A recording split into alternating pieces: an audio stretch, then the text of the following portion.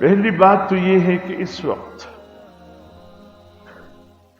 مملکت پاکستان معیشت کے حوالے سے ایک انتہائی نازک پل صراط پہ یہ ملک کڑا ہے۔ اندر سے ملکی نظام اس قدر معیشت کے حوالے سے کھوکھلا ہو چکا ہے کہ بس محض اللہ کی فضل سے قائم ہے،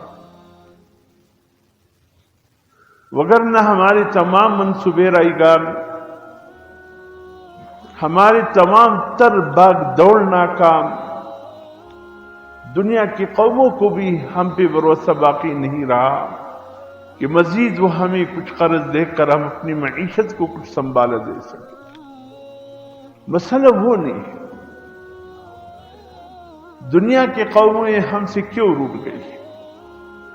چلیے ملت کفریت و کفریہ ہے، ان سے کوئی بات ہی نہیں کرتے، لیکن ملت اسلامیہ کیوں روٹ گئی ہم سے؟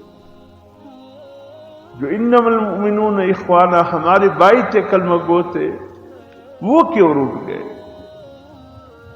وہ اس نازک وقت، اس نازک گھڑی میں ہمیں تنہا کیوں چھوڑ رہے ہیں؟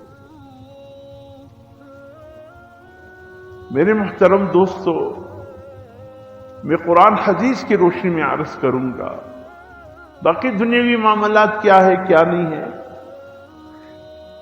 وہ معیشت کے ماہر اس کو بہتر انداز سے بتا سکتے ہیں، لیکن میں وہاں نہیں جاؤں گا، میرا وہ موضوع بھی نہیں ہے اور اس سے میرا تعلق بھی نہیں ہے۔ میں صرف اس بنیاد پہ کہ اس وقت پوری دنیا میں ہم تنہا کیوں ہو گئے، کیا وجہ ہے، کوئی ہمارے ساتھ کیوں نہیں دے رہا، عالم اسلام ہی کی بات کر رہا، ہمیشہ جو ہم پہ بھروسہ رکھتا تھا، آج اس قدر ہم پہ ان کا بھروسہ کیوں اٹھ گیا؟ صرف اتنی بات ایک جملے میں اگر میں عرض کروں وہ یہ ہے کہ یہ دنیا کی قومیں خصوصاً عالم اسلام ہم سے نہیں روٹا ہے، بلکہ اس وقت اللہ رب العزت ہم سے روٹے ہوئے ہیں۔ جب اللہ رب العزت روٹ جائے اور پورے عالم آپ کے ساتھ ہو تو بھی فائدہ نہیں۔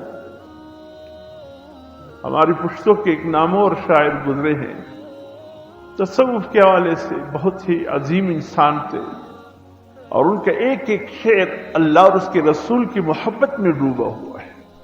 اب یہ انسان کی بات ہے کہ وہ ان کے اشعار کو دنیا پر فٹ کرے یا آخرت پر فٹ کرے، وہ انسانوں سے محبت پر فٹ کرے یا اللہ اور اس کے رسول سے محبت پر فٹ کرے۔ یہ انسانوں کے اپنے ذہن کی بات ہے، جیسے موبائل انسان کے ہاتھ میں آ جائے، ابھی آپ کی مرضی ہے اس کے استعمال آپ کیسے کر رہے، اچھا کر رہے برا کر رہے۔ دکاندار نے تو آپ کے ہاتھ فروخت کر دیا، آگے دکاندار کی ذمہ داری ختم، اب آپ کی ذمہ داری شروع۔ آپ اس کا طریقہ استعمال کیسے کرتے ہیں؟